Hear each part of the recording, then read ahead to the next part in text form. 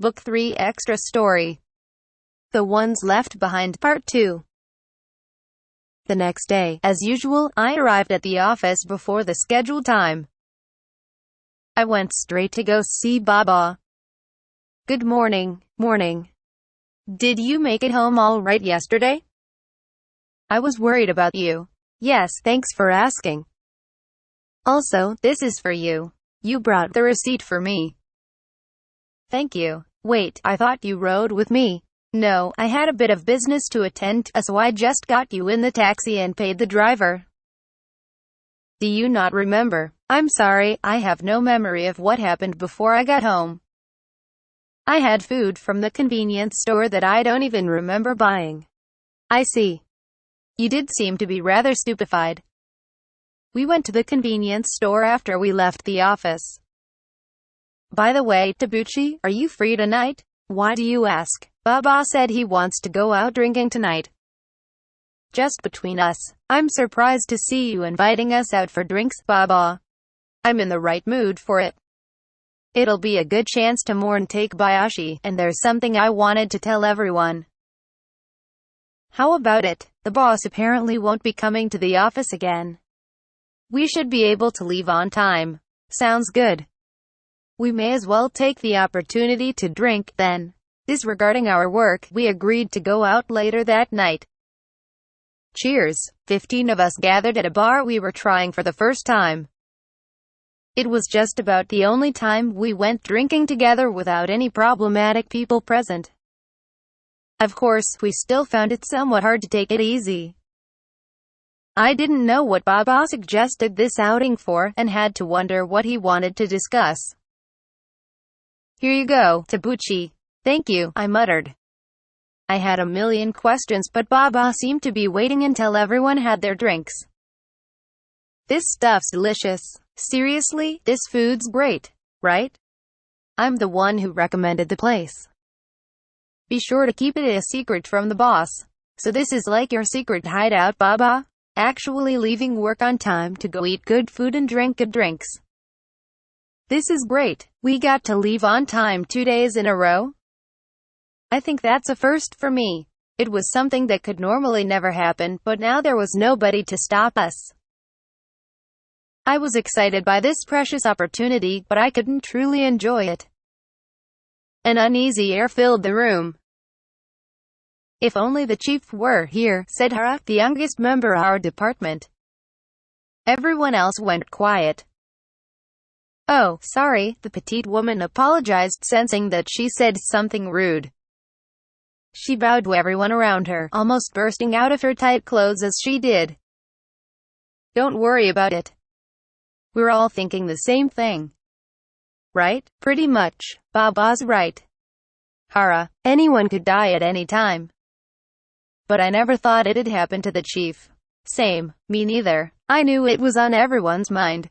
I don't remember the chief ever taking a day off except on the weekends. He even came in WHE. And he was supposed to get days off, actually. But he never once seemed tired or sick. Do you know how old he was, Tabuchi? 39. What? He was still in his 30s?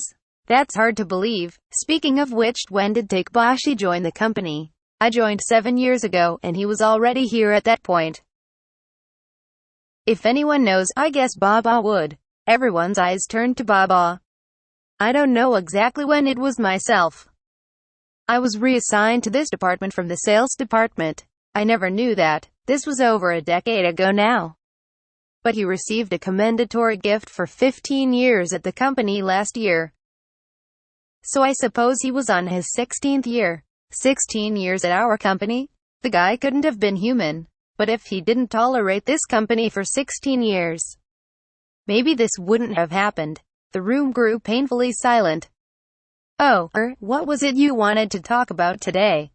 I asked to try and change the subject. Baba thought for a moment. I wanted to talk about what's next for us, he said so solemnly that it made me tense. What are everyone's plans going forward? What do you mean? Do you want to keep working for this company? He asked. Nobody answered. Takebashi is gone. It's extremely unfortunate, but you have to think about your own futures too. You don't have to answer this question, but do you think you can tolerate working at this company without Takebayashi? I'll be honest, I took advantage of his kindness and let him do some of my work. I used him to reduce my workload. That's how I survived to be this age despite the trials of working in this department. Now that he's gone, I don't think I can take it anymore, he admitted and looked around at the rest of the group. Everyone he looked at turned away. They had all come to the same conclusion. So I have a proposal. Why don't we all quit? All of us? Were it only so easy. I didn't know what I was supposed to do then. I'd be out of a job, and it was hard to find a new one. We all tripped over each other voicing our objections, and he calmly accepted them all. Your concerns are understandable, but I actually found a new workplace already. For all of us, he said, to our shock. Like I said, I used to be in sales.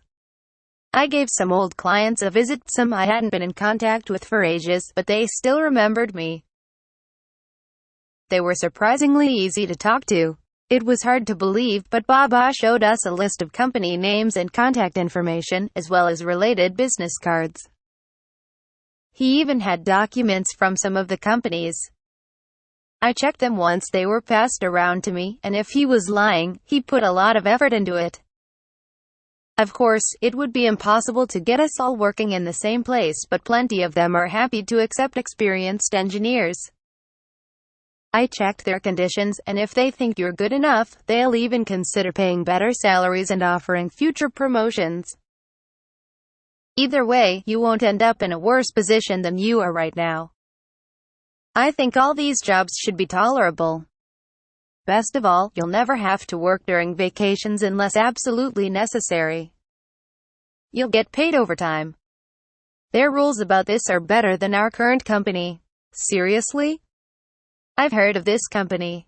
They've been performing pretty well recently, haven't they? I know about them too. They're supposed to have a gym and a nap room at the office, aren't they? And they make employee benefits a priority. These other companies have their good points too. What if they're just trying to make themselves look good?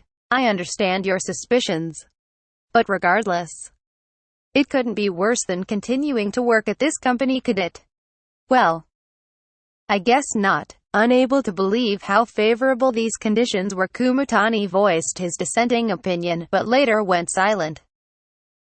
Everyone else was the same way.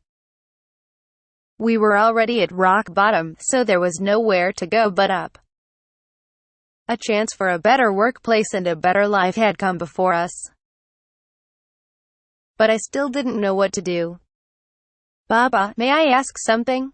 What, Tabuchi? Why wait until now to do this? I knew Baba was busy at work too, and if he wanted to change jobs, he could have simply searched for himself. Maybe he just happened to find these jobs now, but I didn't see why Baba would look for jobs for all of us in the first place. It's hard to explain, but I suppose I feel like there's something to gain from this, he said. Everyone looked at him, somewhat confused. Baba looked down, his voice strained. Takebashi asked me to take care of the rest of the department if anything happens to him. The chief said that a long time ago, but yes. I forgot about it until the other day. I hated Takebashi. That stirred everyone up even more. As far as I knew, they had always gotten along. It was only back then that I disliked him. Back when I was in the sales department, the upper brass went about some secret dealings, like looking after the child of an executive from one of our clients in exchange for work. I disapproved of their methods, so they transferred me to another department, Baba said self-derisively. Takebashi was the one who taught me everything I needed to know for my new job. My generation is all about seniority, so I took issue with working under a man younger than I was. I was ashamed, to be honest. I only paid attention to the bad things about him, so I grew to hate him even more. All my frustration over my demotion was directed toward him. I never said so, but I think he noticed. Still, he persisted in teaching me. Some 10 years after I learned to do the job on my own, I finally changed my mind. We were working overtime and I was frustrated, so I started lecturing Takebashi, saying he didn't know how to handle business and that's why work always got pushed on him. When I think about it now, I was awfully cruel. But then he told me it was fine, that he knew everyone was busy, and that he had enough stamina to deal with it. He vaguely smiled, and no matter what I said, I couldn't make him mad. Then I just said that it would hurt us all if he worked himself to death trying to end the conversation. Then I said that as long as he was around, everything would work out. I expected him to retaliate after everything I said, but he just laughed. I could never get mad at him again after that. The chief was never one to hold a grudge. Even when you bugged him, yeah? I was worried it would be the opposite. I thought he might actually be angry. I can see why. He wasn't always the best at communicating. We went silent for a while, but it was a more peaceful silence than before. I'm sure he forgot what he told me, but I still wanted to do what I could. Thinking about it logically, it was nearly impossible to improve the company.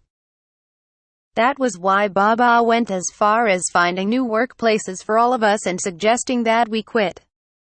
I want everyone to consider it. Do you want the company to keep abusing you, or do you want to take a risk with a new workplace? I won't make you do anything.